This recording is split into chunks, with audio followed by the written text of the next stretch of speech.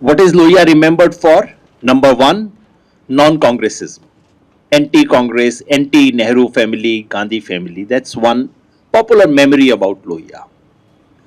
Second, Lohia is remembered as the grandfather of Mandal, OBC politics. That is the second thing people remember Lohia for. Third thing people remember Lohia for is his anti-English stand. Fourth, in the intellectual circles, people remember Lohia for his anti-Marxism, his resolute opposition to Marxism.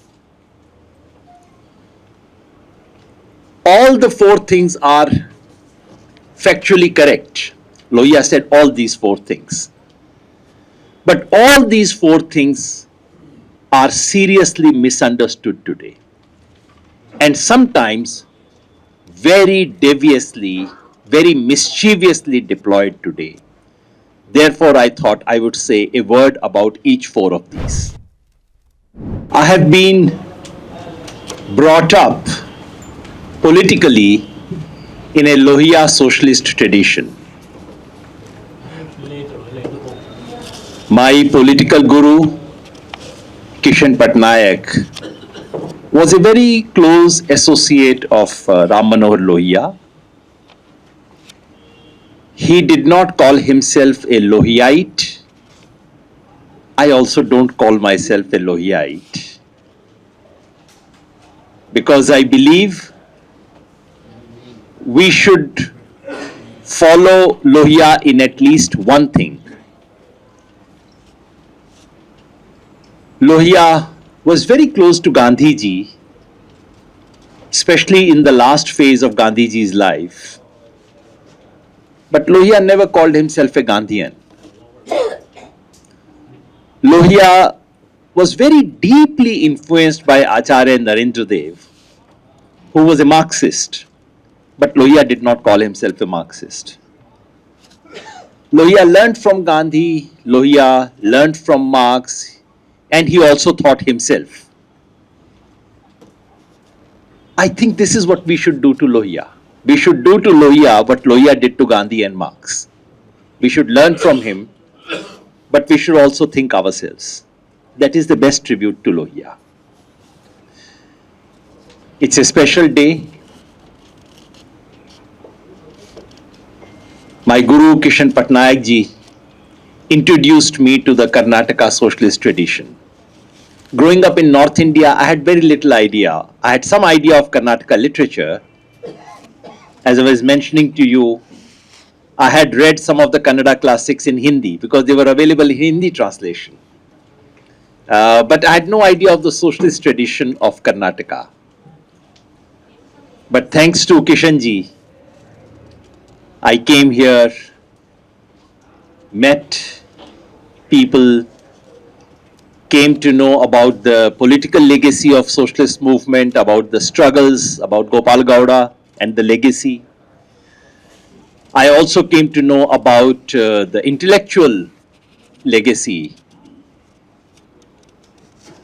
thanks to my friend who I miss every time when I come to Karnataka. I think of D.R. Nagaraj.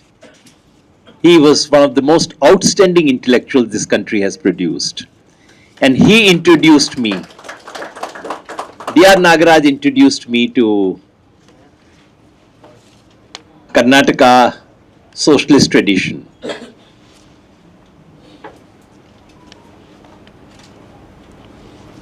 Thanks to that, I have learned a lot.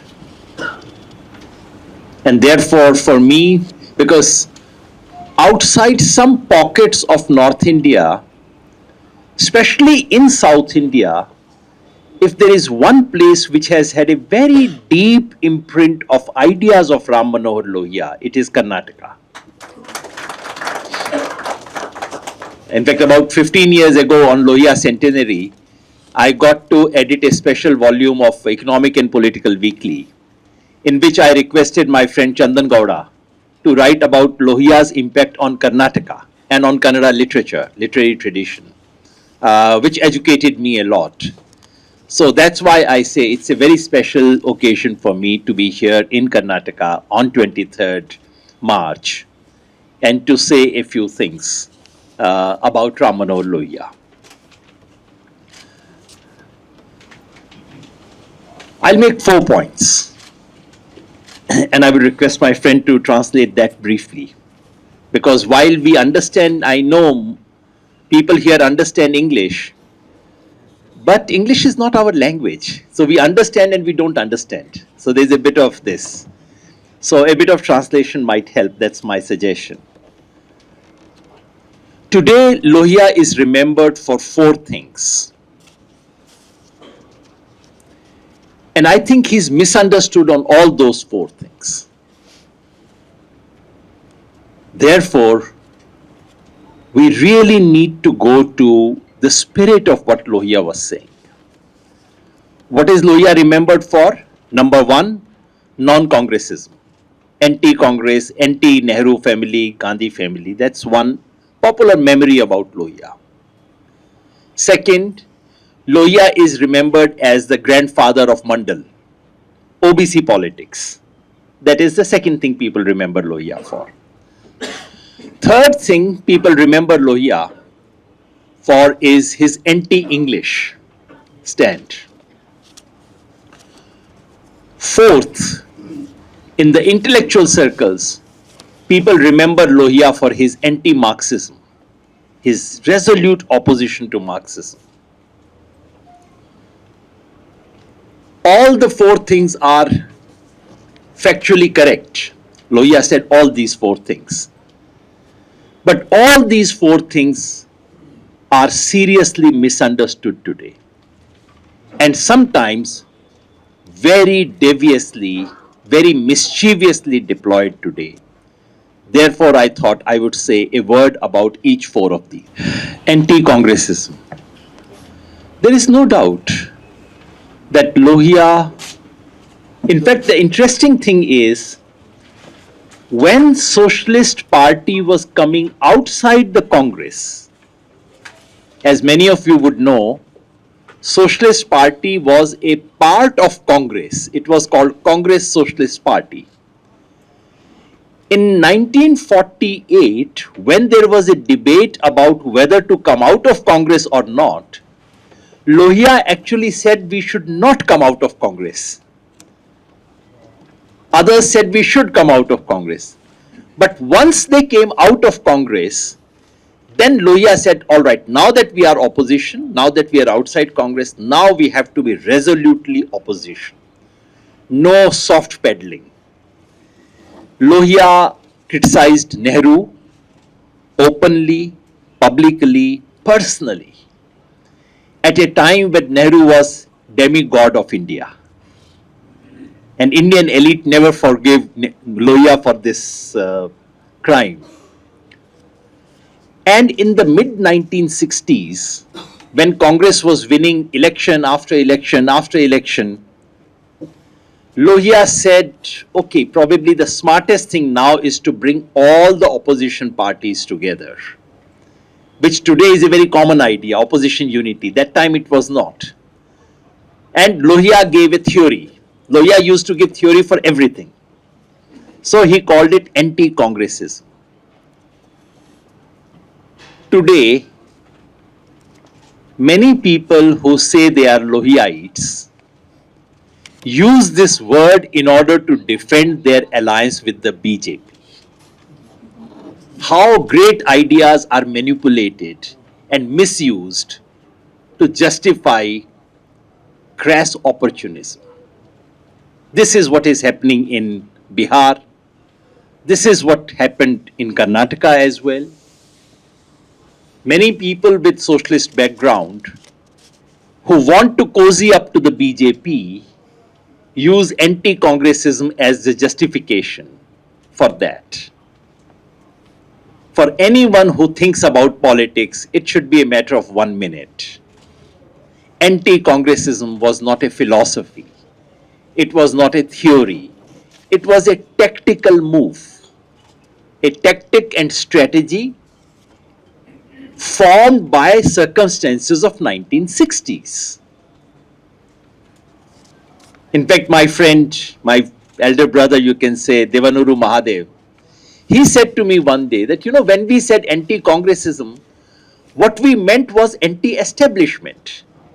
Congress was establishment at that time. So you take on the establishment. That is your duty, that's your dharma. So it is anti-establishment. And to use that word today to become pro-establishment, nothing can be more anti-Lohiya than that.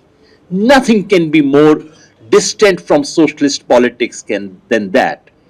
And to do so at a moment when political power is out to uproot democracy in this country, when constitution is being taken apart, when the foundations of this country are being challenged, at that time to invoke Lohiya, to support those forces who are destroying democracy in this country, this is the ultimate sin as far as I am concerned. That's one. Second, OBC. In North India, it is true that Lohiya became the first advocate of preferential opportunities for backward castes. In North Indian politics, it was impossible. And in the Brahmin-dominated, upper caste-dominated politics of North India, this was Lohiya's second sin, that he spoke about caste at a moment when everyone kept quiet about caste. In South India, it had started much earlier. In North India, it was complete. Everyone kept quiet about caste. Lohiya spoke about it. And again, Indian elite has never forgiven Lohiya for that crime, of speaking about caste. But unfortunately, he is presented as someone who advocated the cause of the OBCs. And using that, some of the OBC communities, which are the dominant OBC communities, use Lohiya as a pretext to perpetuate their dominance. Now, anyone who understands Lohiya would know that for Lohiya, OBC was not the only issue. His Hindi slogan was, Sanso paane bandhi gaant, pichda paave 100 mein 60. Backwards should get 60% share in everything. But by backward, Lohiya did not mean OBC. By backward, he meant SC, ST, OBC, the word OBC had not come then, BC, and all women. Lohiya always said every woman, no matter which caste she is born into, she is equivalent to Shudra in this country. And every preferential opportunity must be given to women. Lohiya is one of the first persons in the left tradition of India to speak about preferential opportunities for women. Among the first, you cannot read 2 or 3 paragraphs of Lohiya on anything to do with social justice without a reference to women, without a reference to the primary injustice of this world, which is gender injustice. So, for Lohiya, it is Lohiya's emphasis on the backward caste was part of a larger vision which is that of destroying the caste system. In fact, caste and class, Lohiya also has a theory on this, how caste and class oscillate and so on. That's a different theory. But for him, it is part of a larger cause of social justice, in which you challenge Brahminic dominance, OBCs take over, you challenge their dominance, you talk about lower within the OBC, you bring in the question of Dalits, but within Dalits, then one layer starts to dominate, you talk about the lower one within that. That is the logic of social justice. So for Lohiya, it is part of a politics of equality. and justice, which simultaneously talks of caste, class, and gender at the same time. In fact, Lohiya is among the very first persons in the broader socialist left tradition of India who bring caste, class, and gender together. That is how we should see it. And to use Lohiya to perpetuate the dominance of some of the peasant landed OBCs, which is happening in North India. I would not comment on Karnataka. I know a thing or two about Karnataka, but I'll keep quiet. But more to focus on, I mean, if you take North India, what you witness in Uttar Pradesh and Bihar is using Lohiya to perpetuate the dominance of some very limited landed peasant communities, which happen to be OBCs. How do we take it below that is something no one has thought about. So, to be true to Lohiya is to take the spirit down and down and down as much as you can do. Third question, anti-English. This was Lohiya's third crime. In the 1950s and 60s, when the Indian elite is entirely English speaking, Lohiya spoke about English dominance, and Lohiya gave the slogan of banish English, Angrezi hatao. This was unthinkable for the elite when Lohiya spoke about these issues. Because while we talk about other things, speaking about class is okay, speaking about caste also became okay. Speaking about language and linguistic dominance is still a taboo in this country. You know, Lohiya had the courage to speak about it. But Lohiya's politics was not a politics of Hindi. This is the misunderstanding and misinterpretation. Lohiya was easy, you know, in this country, those who want to perpetuate the imperialism of English language, the moment you say something against English, they would say, oh, you want Hindi, you want supremacy of Hindi. Then the entire discourse is diverted, everything goes for a 6, and then English supremely rules this country. I mean, I got so fed up that, in fact, last week I've written an article to say Hindi should be demoted from being Rajbhasha. We don't need any Rajbhasha in this country. You know, can we have all Indian languages, all the 22 to begin with? Let's have all those 22 languages as Rajbhashas, as long as we have the courage to take on the supremacy of English. The real linguistic hegemony in this country, in fact, I do not call it even hegemony, I call it apartheid. In this country today, we have linguistic apartheid. The only thing in South Africa, in apartheid, it was based on skin color, so you could see it. In our country, it's based on language, so you can't see it, but you can hear it all the time. The misunderstanding is that Lohiya's opposition to the dominance of English is given two interpretations. One, they say Lohiya was against English language. Lohiya was not. He wrote beautiful English, in fact, much better English than most English professors in our country write. He was very finicky about his English, very, very English about his English actually. He loved the language, he knew German as well.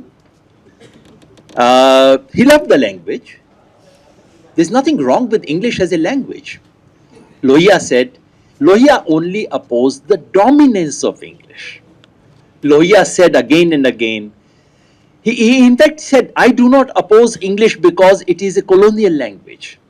He said, I oppose it because it's a feudal language in India. It's a language of discrimination. It's a language of inequality in this country. And against English, Lohiya spoke of all Indian languages, all bhashas, to use Anantamurthy's words. because he said Bhashas versus English is the real thing, which I think is the best description. So it's Bhashas versus English. That is the real issue of this country. Lohiya, I've written an article because there was a debate with a Marxist friend who presented Lohiya as a Hindi supremacist. And I wrote a long thing to argue. Hindi supremacy was never Lohiya's suggestion. It was about Indian languages. How to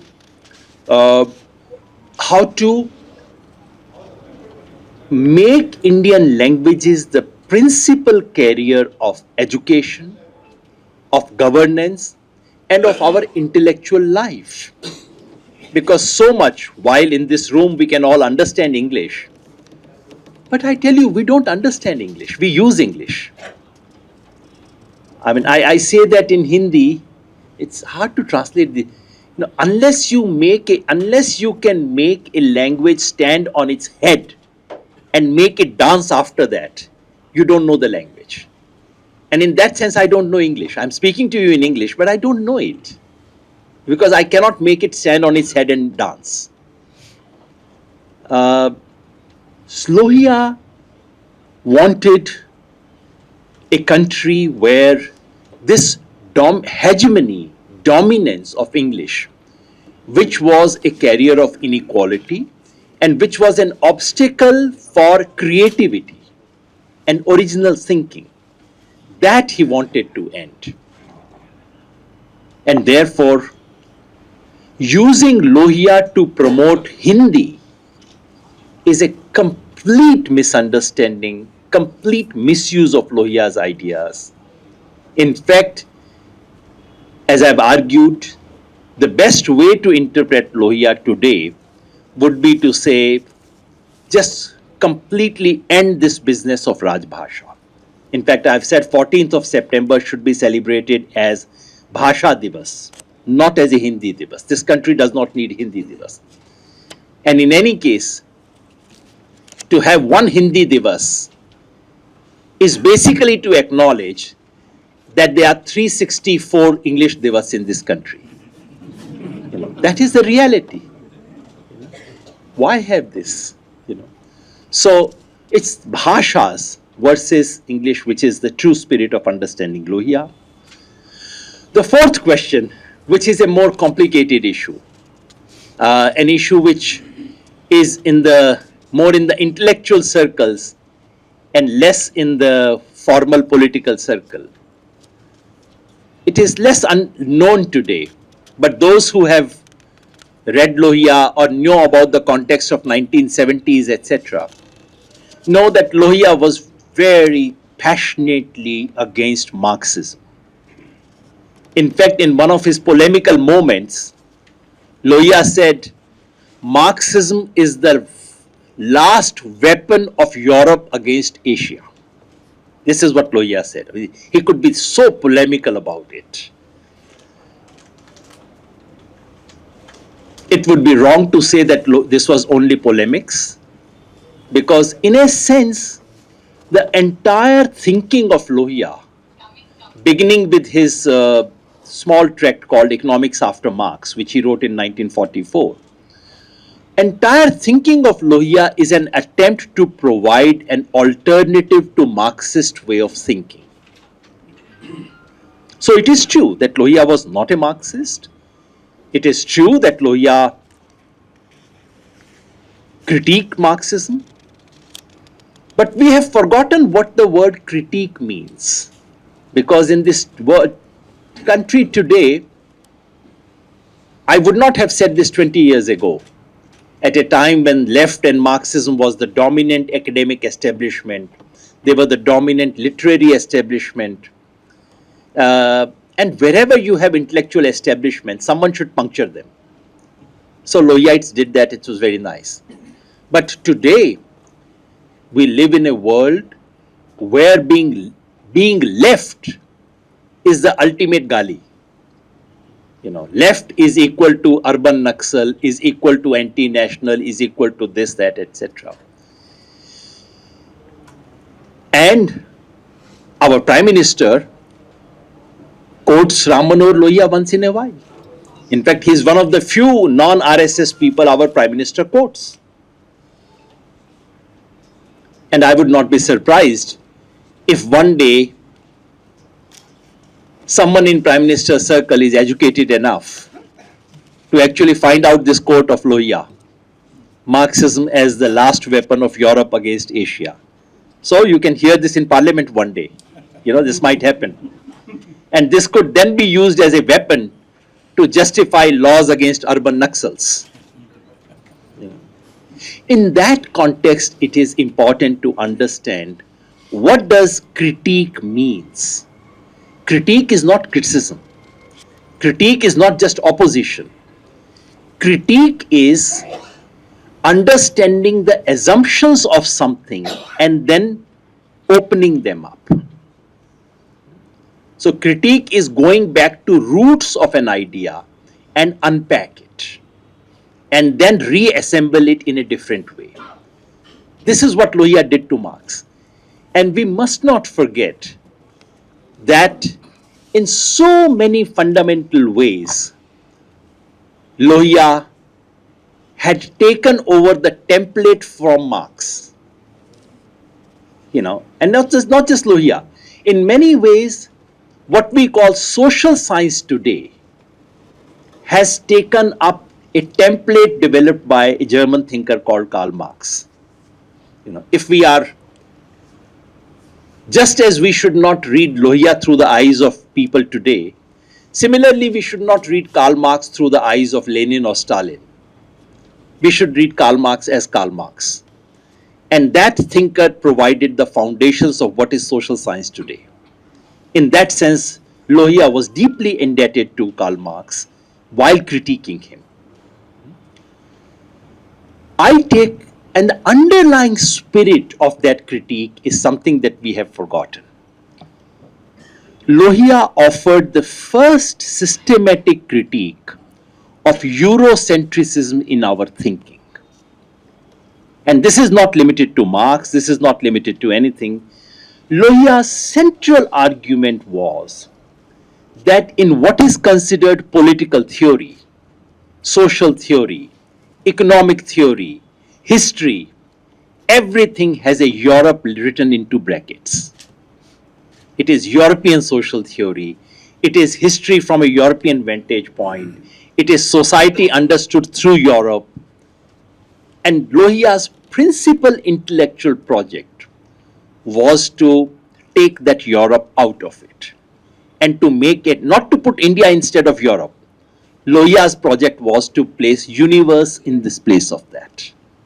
So in that sense, Lohiya's intellectual enterprise was to eliminate Eurocentrism in the thinking. Like the compass, wherever you place the compass, it points towards north. Similarly, if you take all what passes for wisdom and knowledge about society, social science, society, economics, politics, history, even today, all of them have a built-in compass that points towards Europe. That is the natural north of our knowledge system today. Lohiya wanted to uproot that. And he did not want to put India at the center. He wanted to make this knowledge and our thinking genuinely universal. In that sense, Lohiya was not an Indian thinker. Lohiya truly belonged to the universe. That is the Lohiya that we remember today. Intellectually, I must say I do not see Lohiya only as a socialist thinker. Socialism is a name that he gave for his new vision of the world. The more I think about Lohiya, the more I think of him as a bridge between two intellectual currents of 20th century India. In 20th century India, we have two broad intellectual currents. One is what can be called egalitarian, samatavadi, which is Marxist, socialist, Ambedkar, Phule, feminist, all these are egalitarians by one name or the other. Someone puts more emphasis on this, someone puts another emphasis on this, etc. There's another tradition which can be called, it's hard to give that other tradition a name.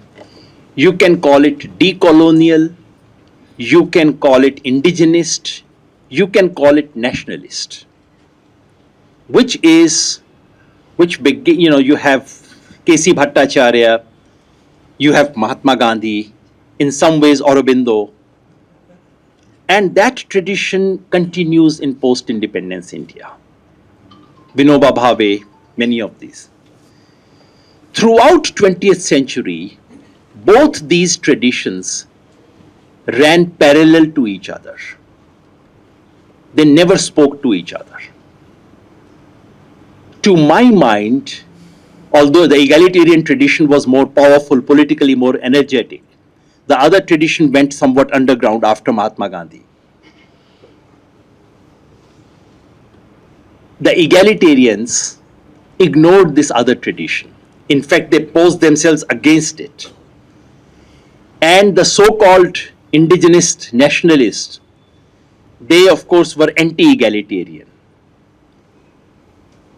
What we have today in our country is that second tradition which has become a Frankenstein. It has become a monster today and is presented to us in the name of nationalism. BJP's nationalism is nothing but that second intellectual tradition which has taken a Frankenstein monster Rakshasa-like proportions. Lohiya is probably the only intellectual of the 20th century, India, who brought both these traditions together.